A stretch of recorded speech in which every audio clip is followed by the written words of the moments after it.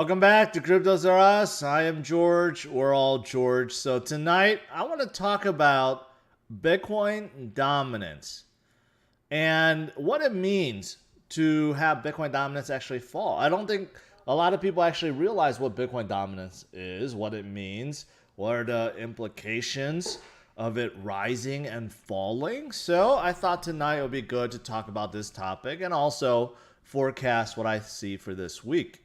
All right, thanks for tuning in, guys. As always, smash the like, subscribe to the channel if you're new. Two streams every day, 11:30 a.m. and 8 p.m. Central Standard Time. So make sure you hit that notification bell and follow me on Twitter, Facebook, and Instagram. All right, let's get started. Those of you guys already here, welcome. Welcome as always. So let's do this. Change my screen here. So let's just start out with Bitcoin. Let's do something very, very, very simple. And let's talk about Bitcoin and how it's still stuck right under $60,000, just flirting with $60,000. Of course, we had many times where it broke above and it came down, and we're just straddling that 60,000 line at this point. Seems like Bitcoin is building up to something huge. Seems like there's a pent-up energy there. And I do believe this week, starting with maybe even later today, going to tomorrow, we may see some explosiveness upwards. And that is because the Coinbase IPO is coming. I think that is going to have a huge effect. Huge effect. And you know what? In order for Coinbase to make the max with their shares, I think it definitely would be beneficial if Bitcoin started going up, right? So I do think there's something to that. I feel like all this energy to hold down Bitcoin below 60,000 is all building up through this huge, phenomenal IPO, first of its kind, first of its industry. You know, another thing that's very, very different about this cycle versus previous cycles, right? You didn't have exchanges like Coinbase that is going IPO and being evaluated at $100 billion. There's a big difference there. This is one of the catalysts and one of the differentiators of this year versus previous years. So I do think, again, later this year, later today, a little bit later today, maybe those of us in the US, maybe a few hours later, or going to tomorrow, I do think we're going to see some explosiveness. Monday, Tuesday, and possibly the whole week with Coinbase IPO, who knows? Who knows where it's going to go? Now, with that said, what about this notion of Bitcoin dominance or BTC dominance? I know a lot of you guys that's been in the space, you know what this is. But a lot of people that are coming in to the space, relatively new people, they don't really understand this concept. Like, what is Bitcoin dominance? What's so dominant about Bitcoin? Well, it's pretty obvious. Right now, the entire market cap is about 2.07 trillion. How much of that, okay, does Bitcoin market cap commands? So it's just basically a ratio. That's pretty much it. You look at Bitcoin right now, it's about 1.1 trillion dollars. So that's 1.1 out of 2.07 trillion. So what does that equate to? Right up here, you could see Bitcoin dominance is at 54.2%, which simply means that out of the entire crypto market cap, Bitcoin commands 54.2% of the entire market cap. It's that simple.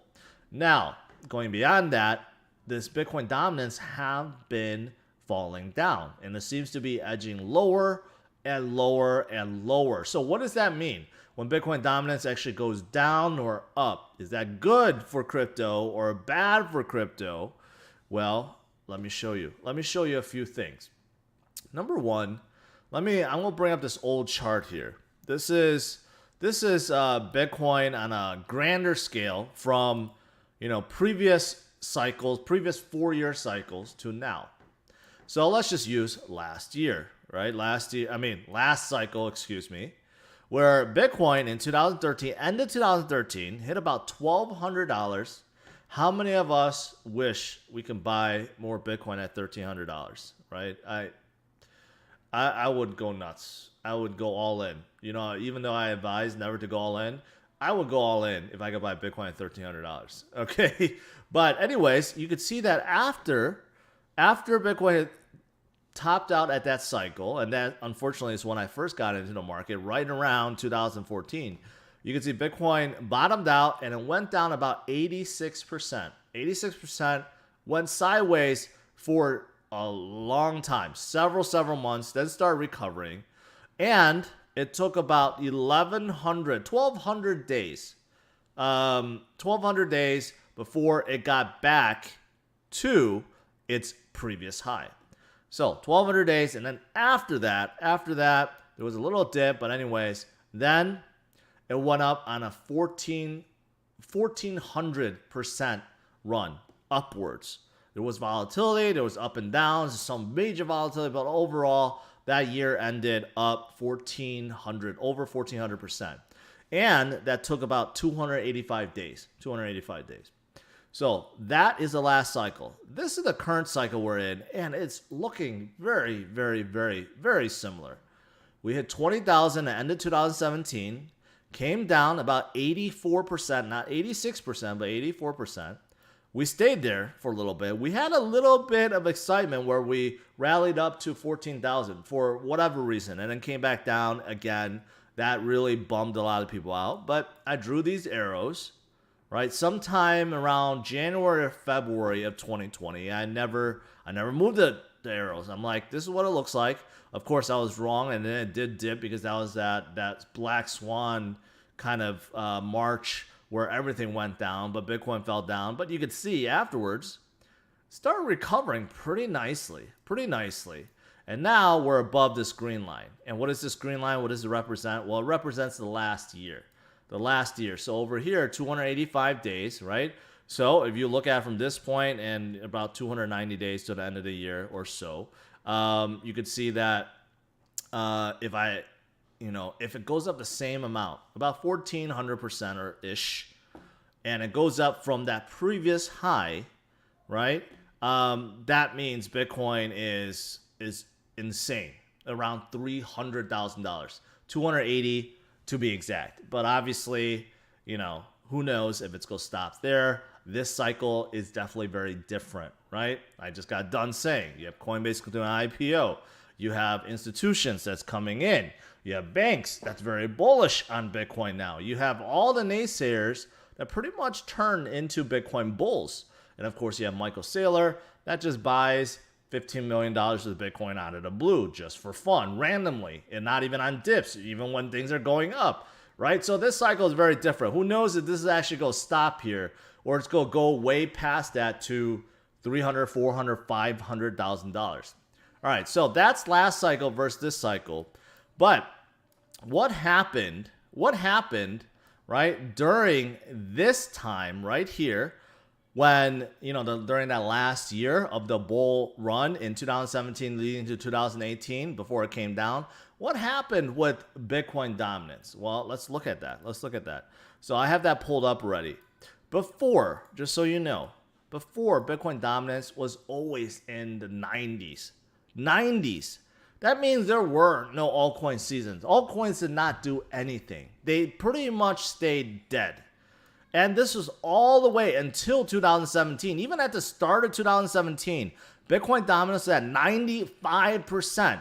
So the entire market cap of all cryptos, Bitcoin commanded 95% of it versus 54% of it now. So it's a big difference, big gap, right?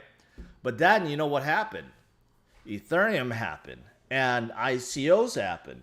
And then you had Cardano and Tron and Neo and Chainlink and all these other guys start getting very, very hot. And guess what happened? Bitcoin dominance started coming down rapidly. It dropped from 95%.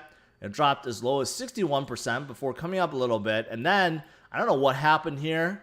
If it was just like a tremendous pump with altcoins, Bitcoin went from 75% all the way down to about 49%, about 50%, and it stayed here for a little bit. This is going all the way up to October, right? Then you see that Bitcoin dominance went up a little bit, fell down. Eventually, it topped out back at 71%, and then it went straight down like a rock, all the way down to 35%. This right here, from December 8th all the way to January 14th, about over a month, this was when things went nuts. Nuts.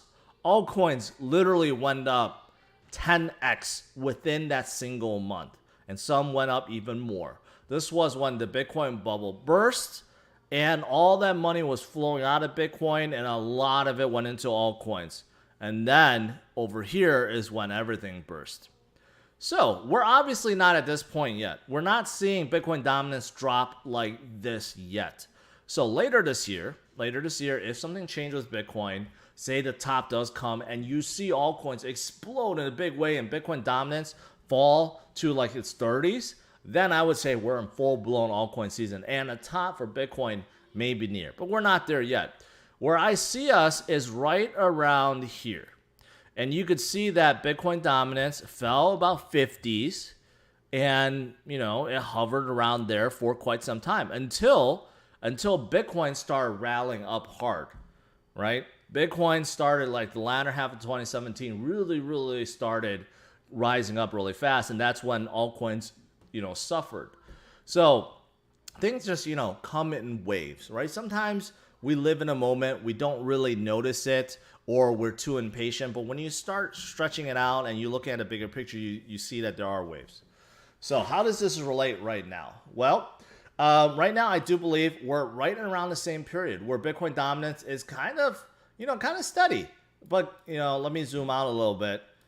It doesn't look exactly the same, but you could see that, starting from July, going all the way to basically end of 2020. This is 2020, by the way. You can see Bitcoin dominance kept falling, right? Now, we fell a little bit more. Now we're in the 50s. And I do believe that maybe we just stay in the 50s for a little bit, because right now, altcoins are certainly very hot. Very, very, very hot. But Bitcoin is nowhere near top. So what does that mean?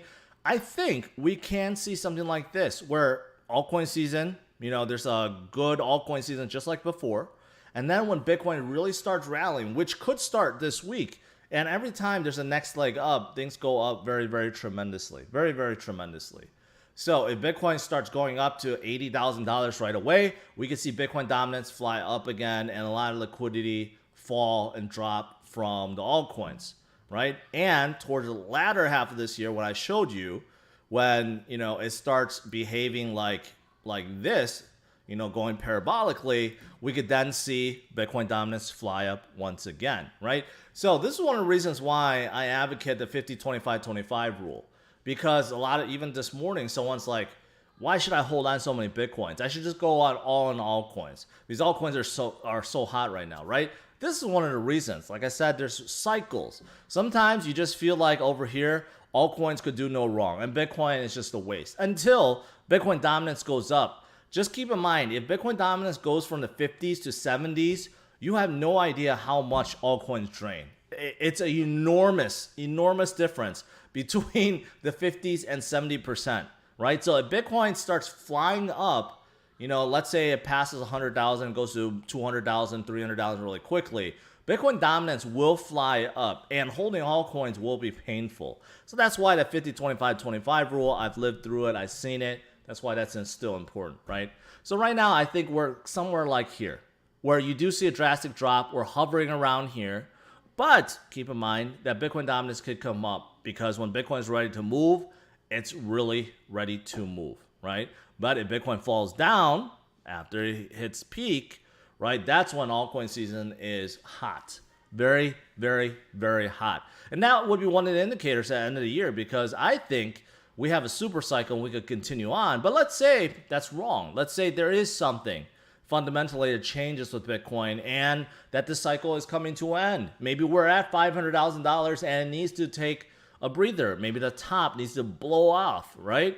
And if that happens, we see Bitcoin come down and we see Bitcoin dominance drop very substantially like before, down to 30s, and then altcoins start flying to the moon, then then that would be an indication that, yeah, maybe the end is coming and and you better be prepared for it, right? But until then, I don't think we're anywhere near that. And it's important to note that while this is going on before, this was going from July all the way to October. So that's several months, right? Several months. We're nowhere close to that. We just hit the 50%, right? And we're only in April. So we're not even talking about July yet. So there could be many, many months where, Bitcoin dominance stays low and altcoins does really, really well, right? But things come in cycles. Things always come in cycles, you see, right? So nothing just lasts forever. So you got to be careful. But yeah, that's what I want to show you guys. I mean, Bitcoin dominance is something that a lot of people actually use to chart. You could actually chart Bitcoin dominance. People actually say buy altcoins when Bitcoin dominance, right? Either peaks out like this, right? That would have been a terrific time to buy altcoins because Bitcoin dominance did fall from 70% now to where 55. That was a huge jump for altcoins, right? And we're talking about from January all the way till now. A lot of altcoins that I've been talking to you guys about and suggesting has gone up 5, 10, 20x, right? So a lot of people actually do utilize this as a real gauge, where the market is going, right? But right now, I think right now where we are, we could hover here for a little bit. We could hover here for a little bit until Bitcoin is ready to move. All right, that's pretty much it. I mean, that's what I wanted to share. It's a simple concept, but I think a lot of you guys, you didn't know any better. What is Bitcoin dominance? Why is it important, right? So hopefully that helped. All right. Outside of that, this is really nothing in. I'm just going to turn to you guys for Q&A because right now we're all just waiting. We're all waiting for Bitcoin to do something here. I mean, if I had to call this a pattern, that looks like a pretty bullish flag that's forming right there, or not a flag, a pennant, a bullish pennant. If I was a pattern guy, it looks like a one giant pennant, but we'll see.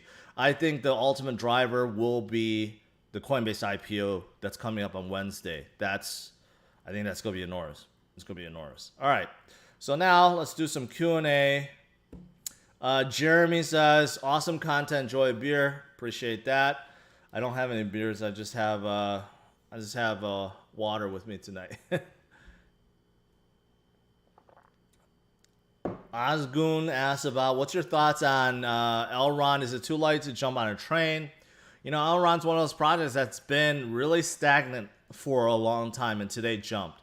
So overall long term, no. But you tend to want to buy things when they're like stable and not moving. You really don't want to jump into something when it's going up. Because usually when it goes up, I mean, sometimes you could fall for FOMO and actually works out, but sometimes it doesn't. So I think overall Elrond has a lot of potential. It could definitely go, but you have plenty of opportunity to get in before it start going up today.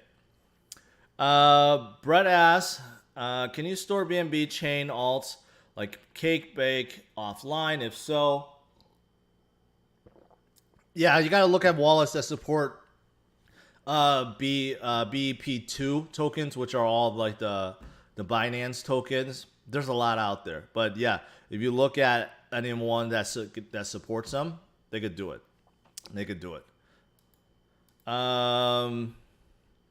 What do you think about Terra? Doesn't seem to catch up the rest.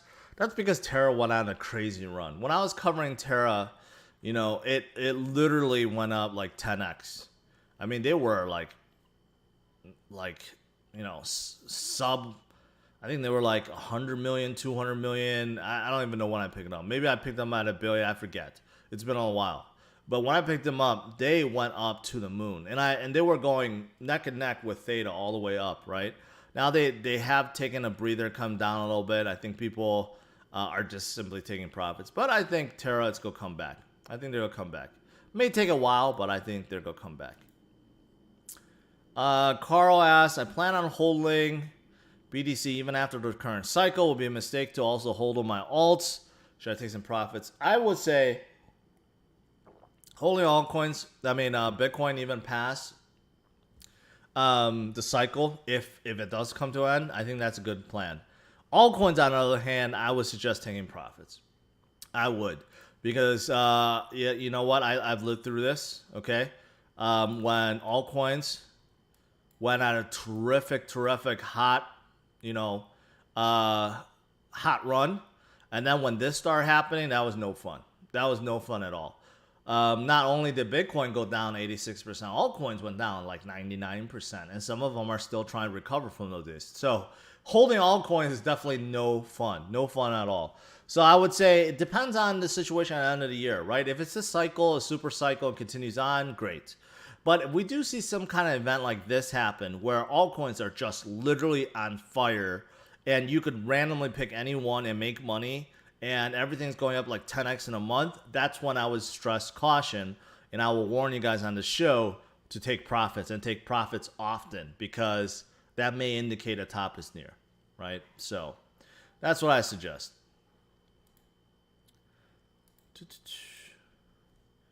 The Sandbox game just sold land to Winklevoss Brothers and other investments on the 14th. They'll sell land. That's good. I like Sandbox. You know, they're owned by Animoca Brands. Yatsu, he has a lot of big plans for all the NFT stuff that he has. I like it. XLM, what's with the pump? It's pumped because XRP started pumping. That's pretty much why. People always like try to find the second best. So XRP and XLM are very similar. So what do you think of my idea? I did look at idea. You know, it's supposed to be some kind of incubator, like you help projects get off the ground and stuff like that. It's not, it seems like a, I don't know, kind of like a novelty idea. I mean, it's not mind-blowing. I don't know if they're going to take off. Check out ZipMax, aims to be Binance of Asian Pacific, ZMT on fire. Yeah, I'm buying lamp. Yeah, I'm not going to check that. You're hyping way too much, and it's not going to be Binance of Asian Pacific. Where do you see XVS going in a couple months? You know, this morning I talked about DeFi with Binance Smart Chain versus Ethereum, and how I think it's going to flip sooner than expected. But you look at this, you know, I think this is very undervalued. I talked about how PancakeSwap is actually bigger than Uniswap in both users and with total value locked, yet it's much cheaper. It's the same thing with Venus. Look at it. That's almost 4 billion. 4 billion locked in, yet the market cap is only 613. You know, Venus is one project covered before. You know, they're like the maker DAO of a Binance Smart Chain. I think they're very undervalued. Same thing with PancakeSwap at this point. Thoughts on Luxo and Ava? Well, Luxo, you know, a lot of people look up to Fabian. We got to see if he got to execute, right? He's created a project and it's focused on fashion, but he has a lot of grand, you know, plans for NFTs and so forth with his new standard. So I like it, but you gotta execute that. ADA is pumping with huge volume right now. Well, that's good, because, you know, whenever ADA doesn't pump, people just start trash talking it, saying, why is ADA not moving? You know, why is this? I've always said ADA always comes in waves. It pumps up and then it just stalls. It stalled at like 110 for a long time. This morning, people were excited to start going. So now it's going up again, right? And when it settles down, it's going to settle there for a long time. So it always does that. It always comes in phases, right? But there's a reason why Cardano's in the top 10. You know, because a lot of people believe in them. And there's a lot of strong hands out there. So you can't go wrong holding Cardano at this point. NKN, you know, interesting. Trying to decentralize the internet with a new protocol. We'll see if they can make it happen. Obviously, Coinbase Edition really pumped them up, but I think it's a little too ambitious. Can KuCoin boom after Coinbase IPO? Yes. It really depends on how good Coinbase's IPO is. I think right now, KuCoin shares, KuCoin token, and Binance definitely being held by the Coinbase IPO that's coming up. But if Bitcoin pumps and Coinbase IPO is just like outstanding, these exchange tokens will continue to fly. But if the IPO fuzzes out and, you know, shares start dropping, that's not going to make smaller exchanges like KuCoin look good. But I think Binance, regardless, they're fine. because I think the main driver of Binance Smart Chain is all the DeFi projects moving to Binance Smart Chain. So, yeah. Chain mentioned on your Twitter account they're being listed on Binance tomorrow. Does Binance usually cause a pump like Coinbase? Yes, it does. If they did that, they should be pumping up to the moon already. And the fact that they are not, I think you should be very, very careful. You should be very careful. Because if they really do get at it, it'll pretty much go up like 100% tomorrow. But the fact that it didn't move yet probably means that you're confused, or you're faked out, or they're spreading fake news. Conflux. Scaling decentralized economy across protocols and borders enables secure and operable flow of assets and data to create an indirect value of all. Oh no. Yeah, I've seen this before. I have two pools involved, so I'm not going to be a fan of it. But overall, it seems like they're a way to transfer assets between chains, I'm assuming. Huobi Capital, so they might be involved with Huobi's Eco Chain and several others. Yeah, not very appealing to me at this point.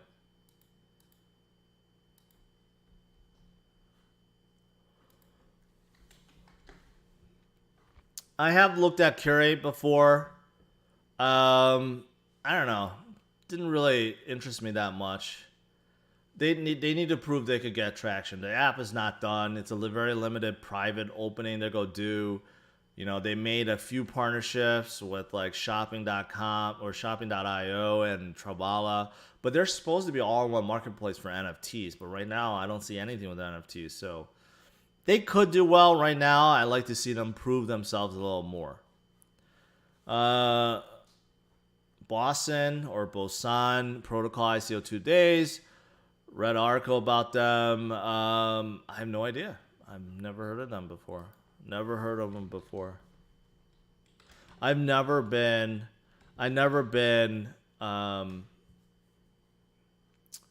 what is that ICO guy?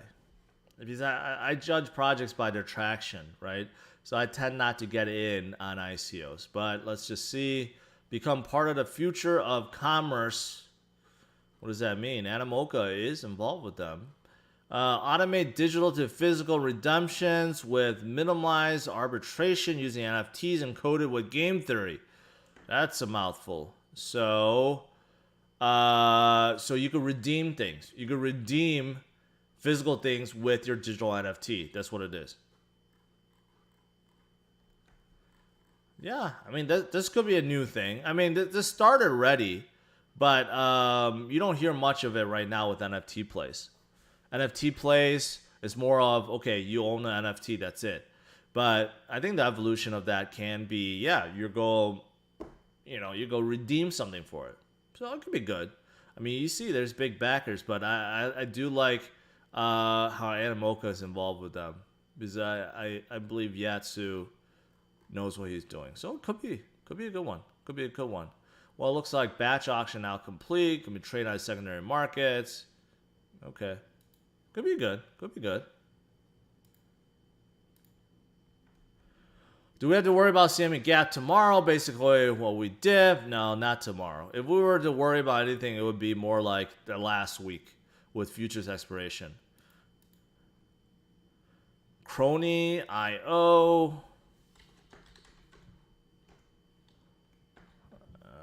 I don't see it.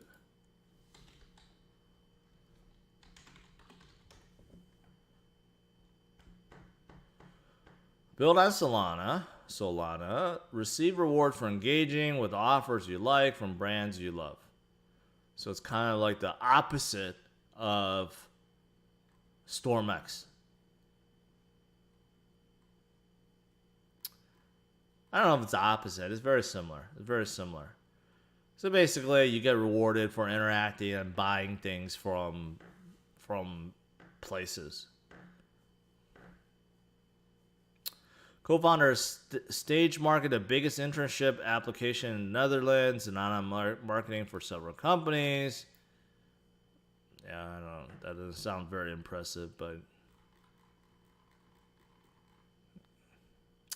so to me. Thoughts on Yield app? Yes. I do know that their claim to fame is having really high APY on ETH. But I don't know. The way they do it is a little bit risky because they do invest very heavily to be able to get you that APY on ETH. So might be risky. Aurora, how's your 700 link prediction looking these days? I don't know if you're trying to troll, but that prediction, like all my other predictions, is hindered on Bitcoin going up 10x by the end of the year at $500,000. So yeah, it's looking pretty good. It's looking pretty good. There's nothing wrong with it. There's nothing wrong with it. So I don't know if you're trying to troll me or not. Have I looked at Card Starter? Yes, I have. Is it Card Stack or Card Starter? I think Card Starter. Oh, that's one that Box Mining mentioned. You know, Box Mining looks at all these like weird tokens and weird projects, and no, that's not the one. Box Mining. That's Rand. Rand looks at like some really small projects. One that has no traction at all, but he talks about a lot of them. And I think Card Starter, I mean, is one of them that's supposed to be some kind of NFT play, something like that. But I have not looked at them. I don't look at very early stuff. Just like I said, I don't really invest in ICO stuff because ideas are a dime a dozen. It really depends on execution, whether or not the team could execute or do what they promise. Because anyone can promise anything, but can they really execute? Nervos Network. I mean, it's supposed to be a way for interchanging tokens, you know, within a blockchain. I don't know too much about them, to be honest. So I know they've been around for a while. Don't ask me about Moonbeam.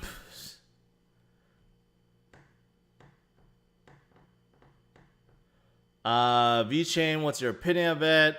I like VeChain. I like it a lot. I think it's one of the most undervalued projects there is. So I've been saying top 10 for a long time. Did you know Salesforce tested VeChain recently or successfully? Yeah, I saw that. But what does that mean exactly? What does that mean? Are they actually go do something? I still like Harmony quite a bit. I like Nulls quite a bit. I don't know if you guys paid attention to my giveaway here, because the giveaway does include Nulls. So Nulls partner up with me out of this. They're giving a huge grand prize, 4,000 Nulls. 4,000 Nulls. So in addition to my 5 ETH, they're giving 4,000 Nulls at the end of the year. So make sure you participate if you want to win that. If Nulls continues to go up and build upon what they're doing now, they could end up much higher, and this could be a huge one. Huge one. So yeah, I still like Nulls quite a bit. What did they have? Apollo? No, I don't like it.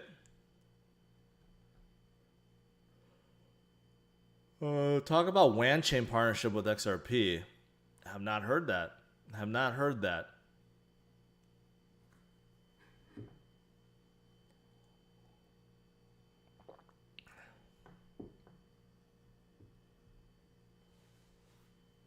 What happened to Ren? That's a good one. Ren kind of died down a little bit. Ren really died down because there's so many projects that's doing synthetic creations now. So I think it just kind of lost its luster because of it. Eternity's chain, still kind of like, still waiting for something to happen with it. It's just nothing but coming soon. Polka City.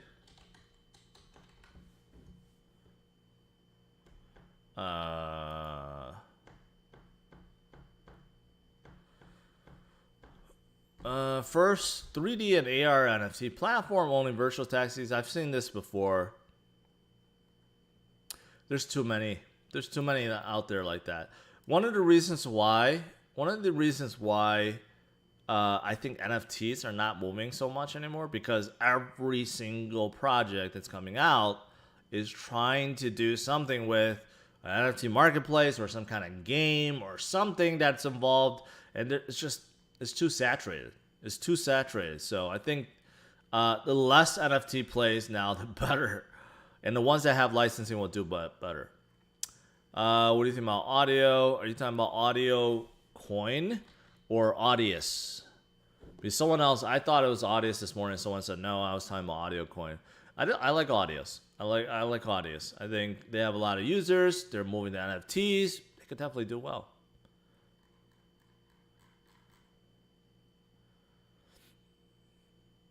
Yeah, I mean, Gamey, I don't need to check out the team. I know it's led by Animoca Brands, and I like them a lot. I talk about them all the time, and we discussed it too during my interview, so make sure you check that out also.